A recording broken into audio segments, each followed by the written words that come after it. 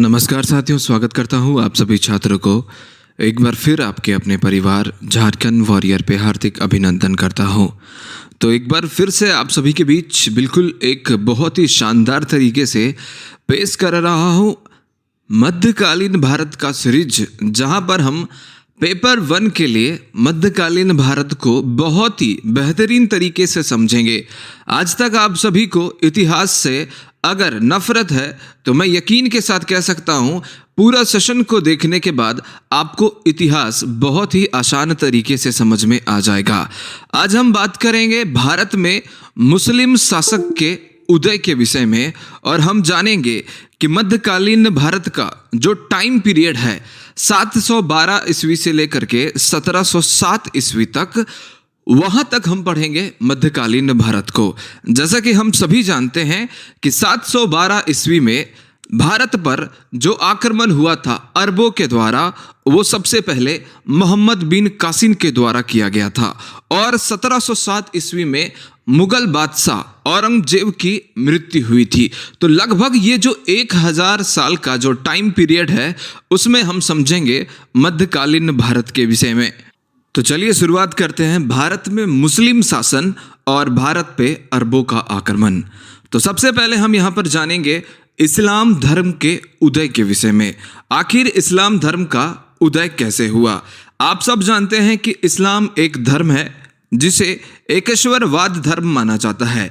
यहाँ पर सिर्फ एक ही भगवान को इम्पोर्टेंट दी जाती है, अर्थात important is given to only one god, जिसमें एक ही ईश्वर की पूजा की जाती है। अरबी भाषा में इसे अल्लाह कहा जाता है और फारसी भाषा में खुदा कहा जाता है। अल्लाह एक है और सर्वोच्च है, ना तो इसकी सूरत है और ना ही इसकी कोई मूरत है। इस ईश्वर को हम इमेजिन नहीं कर सकते हैं। अब आप समझिए, जब हम ईश्वर को इमेजिन ही नहीं कर सकते, वो हमारे इमेजिनेशन के ही परे है, तो इसकी मूरत कैसे बनाई जा सकती है? इसीलिए इस धर्म में मूर्ति पूजा करना वर्जित है। अब हम समझेंगे कि इस धर्म को फॉलो कैसे किया जाता है। तो मैं आपको बताना चाहूँगा कि 5 पिलर्स हैं जिसके आधार पर इस धर्म को फॉलो किया जा सकता है, जिसमें से पहला आता है कलमा। कलमा मैं आपको बता देना चाहता हूँ, जो व्यक्ति कलमा पर बिलीव करता है, जो व्यक्ति कलमा पर विश्वास करता है, वो एक सच्चा मुसलमान कहलाता है।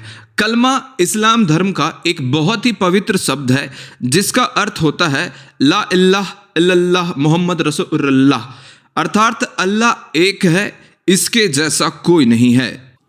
और जो व्यक्ति कलमा पर बिलीव नहीं करता है उसे काफिर कहा जाता है, अर्थात गैर मुसलमान कहा जाता है। The person who does not believe in कलमा, वो क्या कहलाएगा? काफिर कहलाएगा। ये पहला आपका पिलर्स है इस्लाम धर्म को फॉलो करने के लिए। और जो दूसरा पिलर्स है वो है 5 टाइम्स नमाज। जी हाँ, एक सच्चा मुसलमान 5 बार नमाज पढ़ेगा, आप सभी को पता होगा, आजान जो दिया जाता है। और जो तीसरा पिलर है वो है रमजान। एक सच्चा मुसलमान रमजान के महीने में वो रोजा रखेगा, और ये सबसे पवित्र महीना माना जाता है, जिसमें यहाँ पर लोग फास्टिंग करते हैं, जिसे रोजा कहा जाता है। और रमजान के महीने के बाद ही ईद मनाया जाता है। और जो चौथा पिलर्स है वो है हज यात्रा, यानी कि मक्का और मदीना। जी हाँ, कोई भी एक मुस्लिम जो है वो अपने जीवन काल में अगर पॉसिबल है तो वो मक्का और मदीना यानी कि हज यात्रा जरूर करेगा। और ये तीर्थ स्थान सबसे पवित्र तीर्थ स्थान माना जाता है, क्योंकि जो पैगंबर मोहम्मद हजरत हैं उनका जो जन्म हुआ था वो मक्का में ही हुआ था और इनकी मृत्यु मदीना में हुई थी। और 5वां जो पिलर है वो है ज़कात। जो व्यक्ति अपने 1 साल का इनकम जो है वो 1/40% जो है वो दान करेगा, वो भी गुप्त रूप से दान करेगा, जिसमें इसको बाहिने हाथ को भी पता नहीं होना चाहिए कि इसने क्या दान किया। अब हम समझेंगे कहानी की तरह कि इस्लाम धर्म का शुरुआत कैसे हुआ, इसके इतिहास पर हम एक नज़र डालेंगे। तो मैं आपको बताना चाहूँगा कि इस्लाम धर्म के जो फाउंडर माने जाते हैं वो हैं हज़रत मोहम्मद साहब। जी हाँ, हज़रत मोहम्मद साहब को इस्लाम धर्म का फाउंडर माना जाता है। इनका जन्म 570 ईस्वी में हुआ था। जो कि सऊदी अरब के मक्का नामक स्थान पर हुआ था 570 में। मैंने आपको बताया इस्लाम धर्म के फाउंडर हज़रत मोहम्मद साहब, जिनका जन्म 570 ईस्वी में सऊदी अरब के मक्का नामक स्थान पर हुआ था। इन्होंने जो ज्ञान की प्राप्ति की थी वो 610 ईस्वी में किया था। एक हीरा नामक गुफा में इन्होंने अपना ज्ञान की प्राप्ति की थी। वास्तव में ये हीरा नामक जो गुफा था वहाँ पर मेडिटेशन किया करते थे, लंबे लंबे समय तक ये ध्यान किया करते थे। एक दिन क्या हुआ कि जब ये उस गुफा से बाहर आए तो उनके हाथ में एक पुस्तक था, यानी कि कुरान था उनके हाथ में।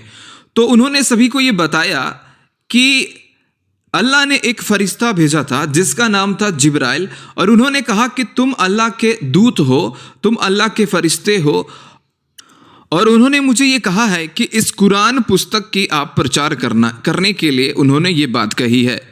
और जिन लोगों ने बिना कुछ सवाल किए इस पे बिलीव किए वही बन गए मुस्लिम। मतलब इस्लाम धर्म की जो शुरुआत हुई थी वो 7th सेंचुरी में हुई थी। अब धीरे धीरे मोहम्मद हजरत साहब जो हैं वो अपना उपदेश देना शुरू कर दिए, और धीरे धीरे इनकी जो पॉपुलैरिटी है वो बढ़ने लगी। लोग इनको जानने लगे, लोग इस धर्म को मानने लगे। तो वहीं पर उसी स्थान पर और भी धर्म के लोग रहा करते थे और वो इनके लिए इनसिक्योरिटी बन गया। जैसे कि वहाँ पर ईसाई धर्म रहा करता था, वहाँ पर यहूदी रहा करते थे। तो उन्होंने क्या किया, बढ़ते हुए पॉपुलैरिटी को देख करके मोहम्मद हजरत साहब को उन्होंने मदीना भेज दिया। तो 622 ईस्वी में हज़रत मोहम्मद साहब जो हैं वो हमेशा के लिए मक्का को छोड़ करके मदीना चले गए। और इसी साल शुरू होता है इस्लामिक कैलेंडर, जिसको कहते हैं हिजरी सनवत 622 ईस्वी में। अब ये जब मदीना गए तो वहाँ पर भी इन्होंने प्रचार करना शुरुआत किया, उपदेश देना शुरू किए, और इनकी मृत्यु जो है वो 632 में मदीना में हो गई। अब जब इनकी मृत्यु हो गई तो सवाल ये होता है कि उत्तराधिकारी कौन बनेगा। तो इन्हीं के जो सबसे पहले शिष्य थे, दामाद थे, वो उनका नाम था अली, और वो सबसे ज़्यादा दावेदार थे कि वही उत्तराधिकारी बनेंगे। लेकिन बनाया गया अबू बकर को पहला जो है खलीफा बनाया गया। अभी जो मैंने शब्द यूज़ किया खलीफा, तो उसके बारे में मैं आपको बता देना चाहता हूँ कि हज़रत मोहम्मद साहब के जो उत्तराधिकारी जो बनाएंगे उसको खलीफा करके टर्म किया जाता था। बनना था सबसे पहले अली को, लेकिन सबसे पहले जो बनाया गया खलीफा वो किसे बनाया गया, वो अबू बकर को बनाया गया। अब अबू बकर को खलीफा बनने के बाद और भी खलीफा आए, और हज़रत मोहम्मद साहब के मृत्यु के 40 साल के बाद अली को बनाया गया। यानी कि अबू बकर के बाद उस्मान, उसके बाद उमर, उसके बाद आपका अली को बनाया गया। लेकिन जो 15 से 20% मुसलमान थे वो जो पहला खलीफा मानते थे वो अली को ही मानते थे, और 80 से जो 85% जो मुसलमान थे वो पहला खलीफा जो मानते थे, उत्तराधिकारी, वो अबू बकर को मानते थे। तो इसी में एक विवाद छिड़ गया, और इसी वजह से मुसलमान जो है 2 भागों में बट गया। जो 15 से 20% मुसलमान जो अली को खलीफा मानते थे, प्रथम खलीफा, वो कहलाए शिया मुस्लिम, और जो 80 से 85% मुसलमान जो अबू बकर को प्रथम खलीफा माने थे वो कहलाए सुन्नी मुस्लिम।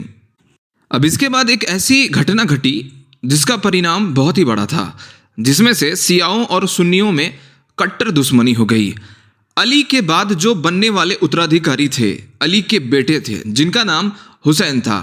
हुसैन को वहीं के बगदाद के एक शासक ने शियाओं के द्वारा एक संदेश भेजा अली के बेटे को, यानी कि हुसैन को, और उसने संदेश में ये कहा कि मुझे उनसे वार्ता करना है, मुझे उनसे बातें करनी है। तो हुसैन वो चला आया बगदाद के शासक के पास, लेकिन हुआ क्या, वहाँ पर एक बैटल लड़ा गया, एक युद्ध लड़ा गया 680 ईस्वी में, जिसको बरगला का युद्ध भी कहा जाता है, बरगला का बैटल भी कहा जाता है। वहाँ पर जो बगदाद का शासक था वो हुसैन की मृत्यु कर दी। उन्होंने हुसैन को मार डाला, और इसी को लेकर के सुन्नियों में बहुत ही गुस्सा हो गया। और मैं आपको बताना चाहूँगा कि जो मुहर्रम मनाया जाता है वो हुसैन के मृत्यु के लिए ही शोक दिवस के रूप में मनाया जाता है, मुहर्रम। लेकिन वहाँ पर सुन्नी सुनने को तैयार नहीं थे, और दोनों में कट्टर दुश्मनी हो गई। सुन्नियों ने कहा कि मैं शियाओं को हमेशा के लिए यहाँ से मिटा दूंगा। और ये जो 200 सालों तक जो युद्ध चलता रहा, जो इनकी दुश्मनी चलती रही, इन्हीं के बीच से एक नया धर्म निकल करके आया, इन्हीं 2 धर्मों के बीच से, जिनका नाम था सूफी धर्म। जी हाँ, सूफी। और इन्होंने कहा कि हम सिर्फ अल्लाह को मानते हैं, हम सिर्फ अल्लाह की पूजा करते हैं, अल्लाह को ही हम अपना महबूब समझते हैं, अपना सब कुछ समझते हैं। अल्लाह से इबादत करना ही उनका धर्म है। और इबादत करने का जो सही तरीका था वो सबसे पसंदीदा था सूफ़ी म्यूज़िक। इसीलिए जब हम दरगाहों पीरों पे हम जाते हैं तब वहाँ पर हम सुनते हैं सूफ़ी म्यूज़िक या कवाली, क्योंकि सूफियों का जो इबादत करने का तरीका ही है वो है सूफी म्यूज़िक या फिर सूफी संगीत। अर्थात कहानी का सार ये है कि अरब से ही हमें 3 मुस्लिम कम्युनिटी के लोग मिले, शिया, सुन्नी और सूफी। अब यहाँ से ही पूरे विश्व भर में फैलाया गया मुसलमान धर्म को, इस्लाम धर्म को, और यहीं से भेजा गया पूरे तरीके से भारत में भी। अब यहाँ से हम जानेंगे कि भारत पर सबसे पहला जो अरब आक्रमण हुआ था, इस्लाम आक्रमण हुआ था, वो कैसे हुआ था। और मैं आपको बताना चाहूँगा कि सबसे पहले हम इसमें जानेंगे मोहम्मद बिन कासिम के विषय में। आप अपनी कॉपी में नोट डाउन कर लीजिएगा कि मोहम्मद बिन कासिम ने ही सबसे पहले भारत पर आक्रमण किया था। तो चलिए समझते हैं मोहम्मद बिन कासिम के बारे में। अब हम जानेंगे कि भारत में कैसे मोहम्मद बिन कासिम के द्वारा आक्रमण किया गया। आप सभी को पता है कि 712 ईस्वी में मोहम्मद बिन कासिम ने आक्रमण किया था भारत पे। मैं आपको बता देना चाहता हूँ कि मोहम्मद बिन कासिम जो था वो बगदाद में एक शासक रूल कर रहा था, यानी कि शासक शासन कर रहा था, जिसका नाम था अल्लाजाज। और उसी का जो सेनापति था, आर्मी चीफ था, वो था मोहम्मद बिन कासिम। भारत में जो प्रवेश करने का जो रास्ता था वो था सिंध, जो कि वर्तमान में पाकिस्तान में है। तो सिंध में वहाँ की जो राजधानी थी वो थी देवल, और वहाँ का जो राजा था वो था दाहिर। जी हाँ, सिंध के राजधानी देवल में जो राजा था वो था दाहिर, और ये एक ब्राह्मण वंश का था। तो जब अल्लाजाज के पानी जहाज के द्वारा ये जो बंदरगाह बना हुआ था, वहाँ उसके बगल में जो बंदरगाह था, उसी के माध्यम से अल्लाजाज व्यापार का काम करता था पानी जहाज के माध्यम से। लेकिन एक दिन होता क्या है कि दाहिर क्या करता है, उस पानी जहाज पर अटैक कर देता है और उसमें जो भी सामान ले लेता है वो सब सारा कुछ छीन लेता है।